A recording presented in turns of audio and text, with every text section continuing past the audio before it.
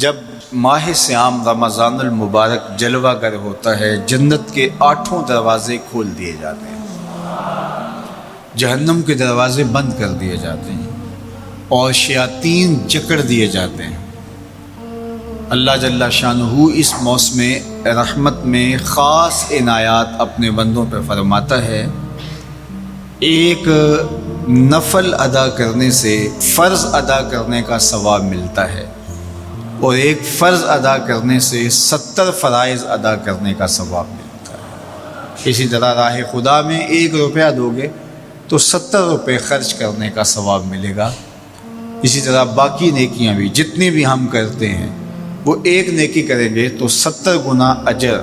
ماہ صیام میں ہمیں نصیب ہوتا ہے۔ اس لیے اہل ایمان کا یہ طریقہ ہے کہ وہ اس مہینے میں کثرت کے ساتھ تلاوت کرتے ہیں، کیونکہ ایک مرتبہ اگر قرآن مجید پڑھ لیا تو 70 مرتبہ قرآن مجید پڑھنے کا ثواب نصیب ہوا۔ ماہ صیام میں چونکہ شیطان بندھا ہوا ہوتا ہے، تو ہم اپنے آپ کو نیکی کی طرف اگر لانا چاہیں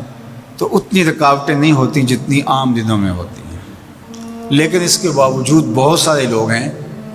جو رات کو بڑا پکا ارادہ کر کے سوتے ہیں کہ میں صبح وقت پہ اٹھوں گا اور نوافل بھی پڑھوں گا اور نماز بھی ادا کروں گا، لیکن جب صبح ہوتی ہے تو انہیں یا تو جاگ نہیں آتی یا نیند سے بیدار ہو جاتے ہیں، بستر سے اٹھا نہیں جاتا۔ جب کہ وہی شخص انہوں نے صبح سبزی منڈی جانا ہو تو چھلانگ لگا کے اٹھتے ہیں اور سبزی منڈی پہنچتے بھی ہیں۔ سستی طبیعت کا کسل نہیں ہوتا۔ عمومی طور پہ ہم اپنے آپ کو بیمار تصور کر لیتے ہیں اور سستی اور کسل کا نام دے کر کے، بہانہ دے کر کے ہم کہتے ہیں کہ بس کیا کریں، ہم کو ارادہ کرتے ہیں روز لیکن ہم سے اٹھا نہیں جاتا، بس طبیعت اس طرح کی ہے، کسل ہے، سستی ہے۔ یہ بات ذہن میں رکھیے گا کہ ارادہ کرنے کے باوجود بھی صبح جب ہم اٹھ نہیں پاتے یا کوئی بھی نیکی کا کام ہم کرنے کا ارادہ کرتے ہیں تو ارادہ کرنے کے باوجود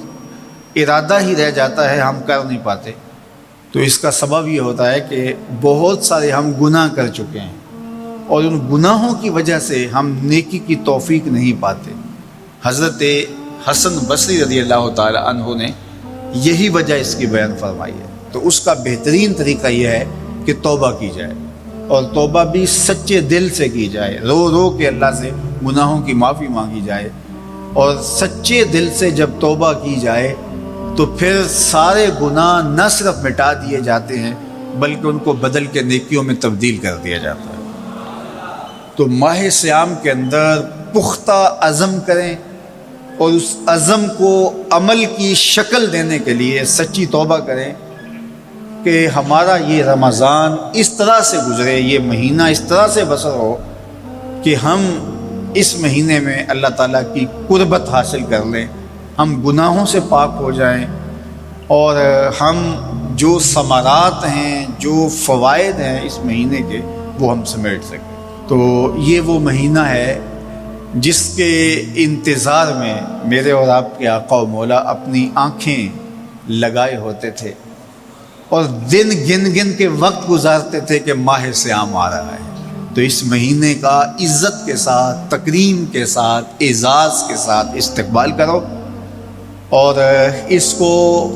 پلکوں پہ بٹھاؤ، اس کو دل پہ بٹھاؤ۔ اس مہینے کی تکریم یہ ہے کہ اس میں ہر برا کام چھوڑ دیا جائے۔ اگر کوئی شخص برا کام نہیں چھوڑتا اور روزے رکھتا ہے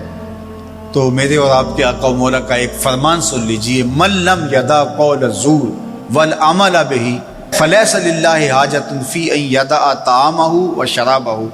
فرمایا کہ جو جھوٹ اور برے کام نہیں چھوڑتا، اس کے بھوکا اور پیاسا رہنے کی اللہ کو کوئی ضرورت نہیں ہے۔ تو روزہ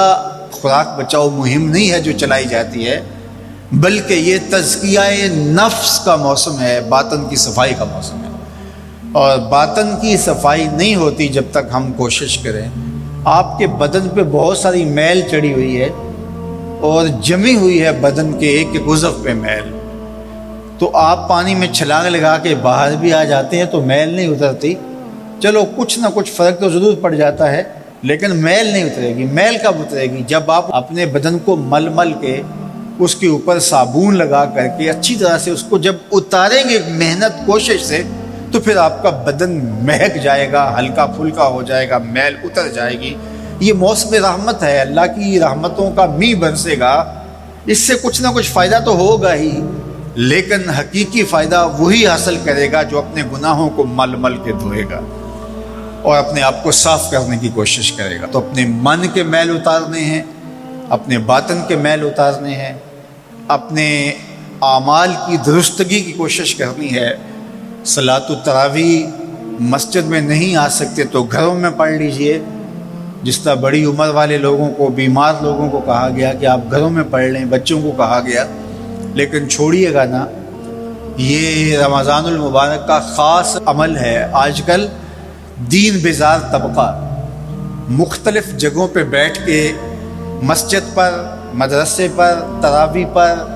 ان چیزوں پر تبصرہ کر رہا ہے اور اتنا ہلکا ثابت کرنا چاہ رہا ہے ان امور کو، جس طرح یہ چیزیں ہوتی کچھ نہیں ہیں، جبکہ ماہ صیام کے قیام پر میرے اور آپ کے آقا مولا نے بشارت دیتے ہوئے فرمایا، من قام رمضان ایمانا و احتسابا غفر لہ ما تقدم من ذنبہ، جس نے رمضان المبارک کی راتوں میں قیام کیا ایمان اور محاسبہ نفس کے ساتھ، اللہ اس کے پچھلے سارے گناہ معاف فرما دیتا ہے۔ یہ بہت بڑی دولت ہے، تو اس دولت کو ضرور سمیٹیے گا، ضرور حاصل کیجئے گا، من کی ستھرائی، عفت اور پاکیزگی کا سامان کیجئے گا۔ اللہ آپ سب کو اپنی امان میں، اپنی حفاظتوں کے حصار میں رکھے۔